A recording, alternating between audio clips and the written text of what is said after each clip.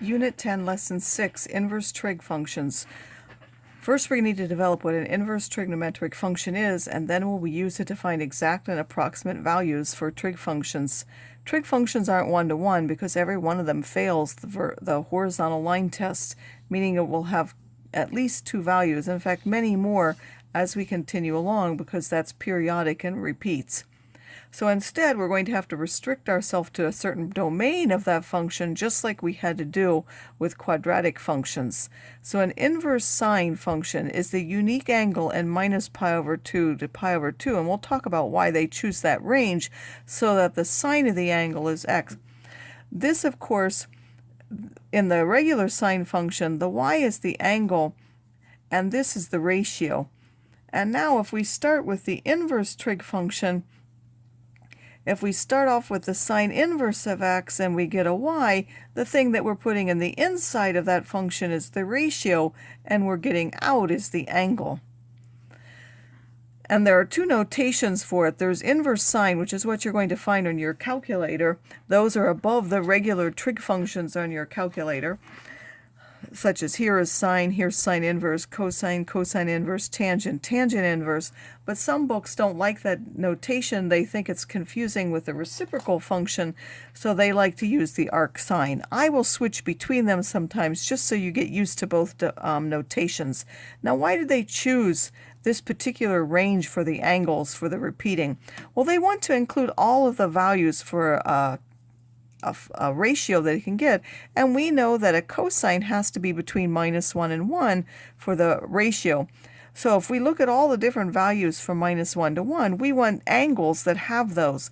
If we start at 0 and we go this way and then we continue, this is repeating the values that we already had here. So to get the values that are down here with the negative ratios, and we want them to be connected, not to have to jump to say here, we end up using this as our continuous interval for the continuous part, which goes from the angle of minus pi over 2 to pi over 2.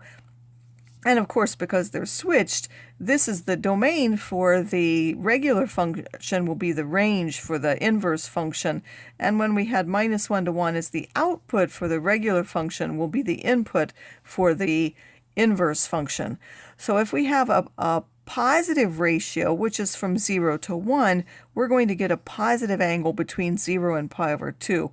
If we have a negative ratio anywhere from 0 to -1, we're going to end up getting a negative angle between 0 and minus pi over 2.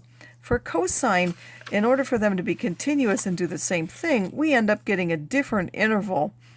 It's going to be the unique angle that's between 0 and pi. Again, why the intervals from 0 to pi? If we tried to go here, like taking the negative values and the positive, we find they're the repeated. But if we continue to go onwards, we find that we get the rest of the values. So for the cosine, we're going to get a positive angle in quad 1 or a positive angle in quad 2.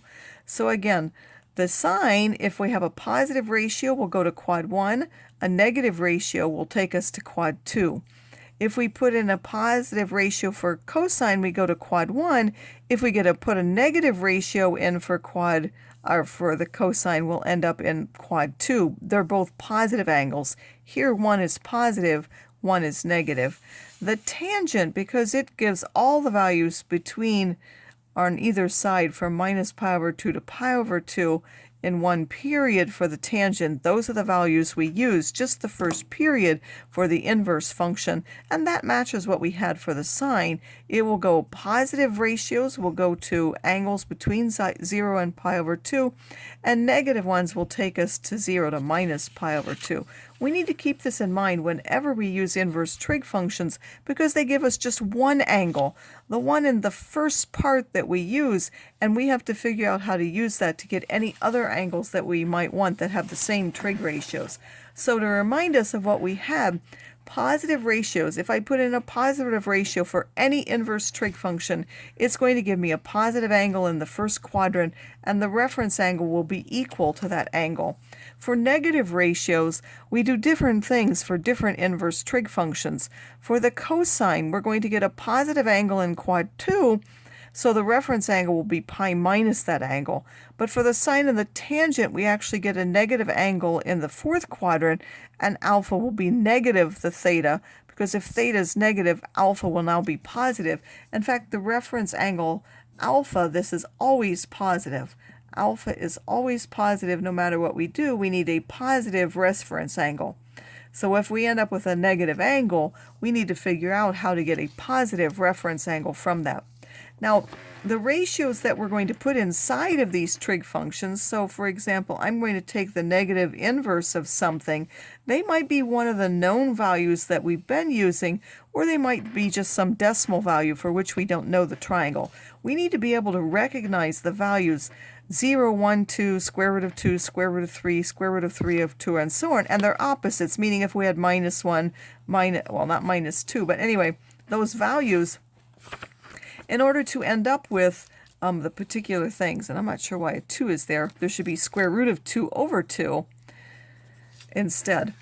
We want those values. We need to recognize the different functions that give us that, or the different triangles that give us that.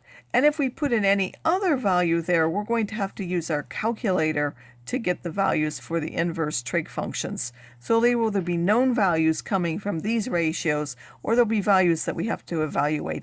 Now, do they actually undo each other? If you remember, when we did the square root of x squared, it doesn't undo itself. We get the absolute value of x because there are two different values for that. For the inverse sine and cosine, they don't always work to give us the opposite. If we put the sine inverse, because that's already a restricted value, if we put it in sine, we will get the x that we started with. And that's true for any of the three functions. That's because that value of x is actually restricted to a small, the ratios that you get will only give you certain angles. So you would have to get that particular thing back. If you go the other way, the x that we put in for the sine could be at any multitude of angles. So when we take the sine inverse, we don't necessarily get that back. Remember, we get ones only in certain quadrants. So these are not always true. They're true only if the angle or the ratio that the angle that we start with here is in the domain for that particular function for the inverse. So we have to keep that in mind when we use them.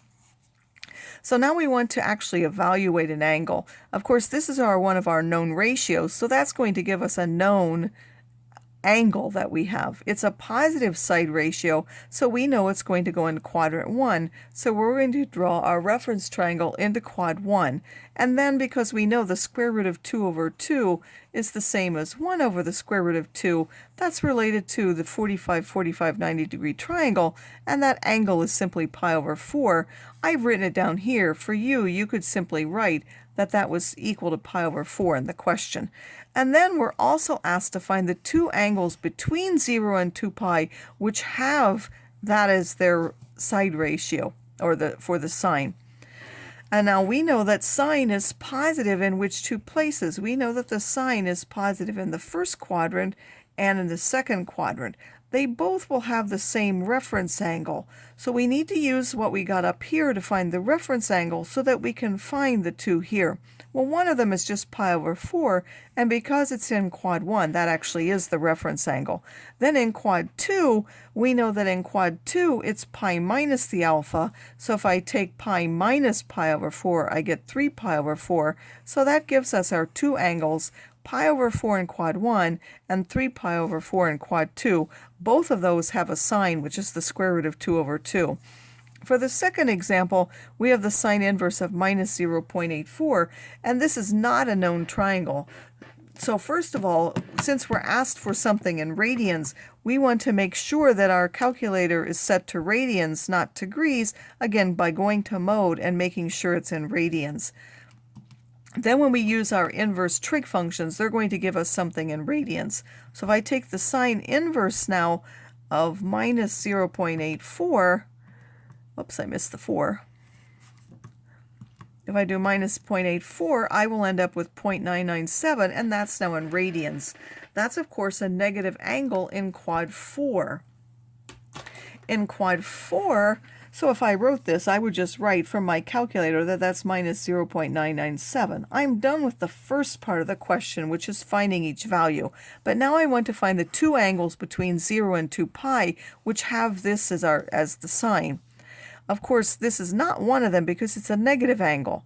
But theta, the alpha, is the opposite of that. It's 0.997. So now I need to think of which two quadrants is the sine negative in. Well, the sine is negative in quads 3 and 4. So in quad 3, again, they have the same alpha as the one I got from here. In quad 3, though, it's pi plus alpha, so I'm going to add pi to this. And then in quad 4, it's 2 pi minus that, so I would take 2 pi minus this value. So I'm going to take pi plus 0.997 and 2 pi minus 0.997, and that will give me the two values in radians that are in between there, which have a sine of minus 0.84. And finally, we'll be asked to find all of the values of an x for which the sine is a particular value, or the cosine. Well, first you need to figure out one of them. So to do that, we could simply take the sine inverse of both sides. The sine inverse of this side will give us one angle. So if I take the sine inverse, I want to find the angle for which the sine is a minus a half. We know that one of them has to be a negative angle in quad 4 because this is a negative side ratio. So I can draw a reference triangle in quad 4, and then I'm going to label it so that the sine of the angle is minus a half. Once I do that, I can recognize that this is the square root of 3, or if I didn't, I could use the quadratic formula and then say, oh yes, of course, that's going to be the square root of 3, but I should really know that because this is a known ratio. Then I can look at this and say, well, across from the 1 has to be the 30-degree angle, or pi over 6, so that inverse sine is minus pi over 6.